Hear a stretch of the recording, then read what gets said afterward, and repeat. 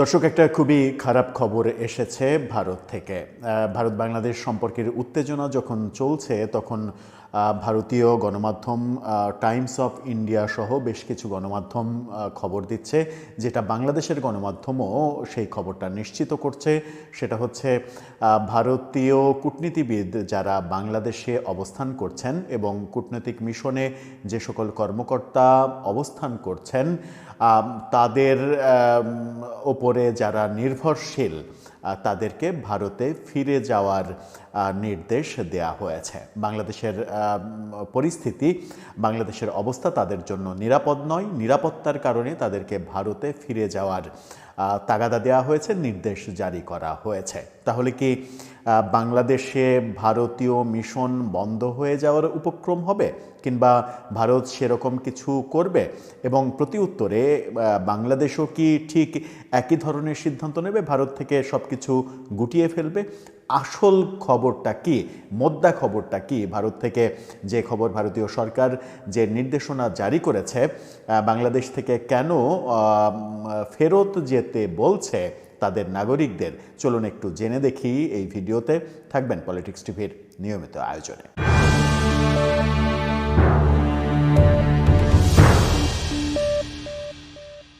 দর্শক, বলছিলাম ভারত একটি নির্দেশনা জারি করেছে, বাংলাদেশকে তারা নিরাপদ মনে করছে না। বাংলাদেশ, আমরা যখন ভারতে গিয়ে বিশ্বকাপ খেলা নিরাপদ মনে করছি না এবং ভারতে গিয়ে খেলবো না এরকম সিদ্ধান্ত সরকারের পক্ষ থেকে জানিয়ে দেওয়া হয়েছে, তখন ভারত বাংলাদেশকে নিরাপদ মনে করছে না এবং এবার তারা অনেক বড় একটা সিদ্ধান্ত নিয়েছে। তারা বলছে কূটনৈতিক মিশনে কর্মরত কর্মকর্তা কর্মচারীদের ওপরে যারা নির্ভরশীল, শুধুমাত্র সেই কর্মকর্তা কর্মচারী বাদে আর যারা রয়েছে তাদেরকে যেন ভারতে ফেরত পাঠানো হয়। মোদ্দা কথাই যেটা, সেটা হচ্ছে যে কূটনৈতিক মিশনে, বাংলাদেশে ভারতীয় কূটনৈতিক মিশনে রাষ্ট্রদূত থেকে শুরু করে যারা কাজ করেন তাদের পরিবারের সদস্য, আত্মীয় স্বজন যারা সঙ্গে থাকেন, তাদের আর কাউকে বাংলাদেশে রাখা যাবে না, তাদেরকে ভারতে ফেরত পাঠানোর সিদ্ধান্ত জারি করেছে ভারত সরকার। টাইমস অফ ইন্ডিয়া এই খবরটা নিশ্চিত করছে। তাদের শিরোনামটা দেখে নিন, সেখানে ইংরেজিতে যেটা বলছে তার বাংলা করলে যেটা দাঁড়ায় সেটা হচ্ছে, নিরাপত্তা পরিস্থিতির কথা উল্লেখ করে বাংলাদেশ মিশন ও ডাক কর্মকর্তাদের ওপরে নির্ভরশীলদের দেশে ফেরত যেতে বলেছে ভারত। এই খবর যখন তারা দিচ্ছে তখন বাংলাদেশের দুটি গণমাধ্যমের খবর দিয়ে ব্যাপারটাকে নিশ্চিত করতে চায় আপনাদের কাছে। কারণ ভারতীয় গণমাধ্যম যখন কোনো খবর দেয় তখন বাংলাদেশি হিসেবে আমাদের অনেকেরই মনে এই প্রশ্নটা জাগে যে ভারত ভুলভাল খবর দিচ্ছে, ভারতীয় গণমাধ্যম ভুলভাল খবর দিচ্ছে, প্রোপাগান্ডা ছড়াচ্ছে, এরকমটা হতে পারে। বাংলাদেশের গণমাধ্যম ইত্তেফাকের শিরোনামটা দেখে নিন, সেখানে বলা হচ্ছে, নিরাপত্তা ঝুঁকি এড়াতে বাংলাদেশ থেকে কূটনীতিকদের পরিবার সরিয়ে নিচ্ছে ভারত। কূটনীতিকদের পরিবারের সমস্ত সদস্যকে সরিয়ে নিচ্ছে, অর্থাৎ ফেরত যেতে বলা হয়েছে। এদিকে বিডি নিউজ 24-এর শিরোনামটা দেখে নিন, সেখানে আরও স্পষ্ট, সেখানে বলা হচ্ছে, বাংলাদেশ থেকে কূটনীতিকদের পরিবারের সদস্যদের সরাচ্ছে ভারত। তার মানে বাংলাদেশের টপ দুইটা গণমাধ্যম এটা নিশ্চিত করছে। তার মানে টাইমস অফ ইন্ডিয়ার যে খবর, সেই খবর মিথ্যা খবর না, সত্য খবর। টাইমস অফ ইন্ডিয়া কি বলছে? তারা বলছে, ভারত বাংলাদেশে অবস্থিত মিশন ও পোস্ট কর্মকর্তাদের উপরে নির্ভরশীলদের সতর্কতামূলক পদক্ষেপ হিসেবে দেশে ফিরে যেতে বলেছে বলে জানা গেছে। এএনআই বার্তা সংস্থা এটা নিশ্চিত করেছে। বাংলাদেশের গণমাধ্যম বলছে পিটিআই, বার্তা সংস্থা পিটিআই নিশ্চিত করছে। তবে তারা আরও জানিয়েছে যে ভারতীয় মিশন এবং সমস্ত পোস্ট এবং খোলা থাকবে এবং কার্যকরও থাকবে, অর্থাৎ মিশন বন্ধ হচ্ছে না, সেগুলো খোলা থাকবে, এটাও তারা বলেছে। 2024 সালের আগস্টে শেখ হাসিনা সরকারের পতনের পর মোহাম্মদ ইউনূসের নেতৃত্বাধীন অন্তর্বর্তী সরকার ক্ষমতা গ্রহণের পর থেকে নয়াদিল্লি এবং ঢাকার মধ্যে সম্পর্কে টানাপোড়েন শুরু হয়েছে।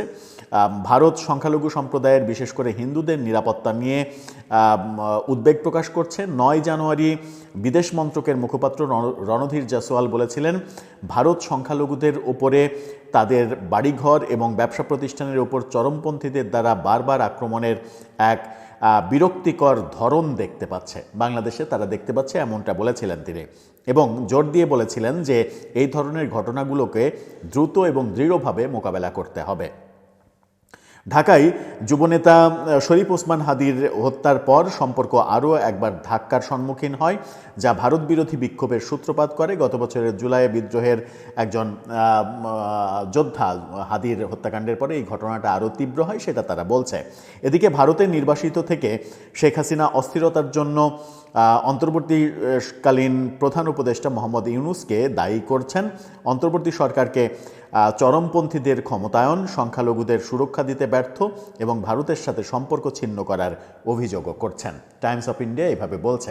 বাংলাদেশের দুটি গণমাধ্যম ইত্তেফাক এবং বিডি নিউজ আমরা দেখেছি, সেখানে তারা বলছে যে ভারত সিদ্ধান্ত নিয়েছে বাংলাদেশ মিশনে যারা কাজ করে তাদের পরিবারের কোনো সদস্যকে নিরাপত্তার কারণে বাংলাদেশে রাখা যাবে না, তাদেরকে যেন দ্রুত দেশে পাঠিয়ে দেয়া হয়।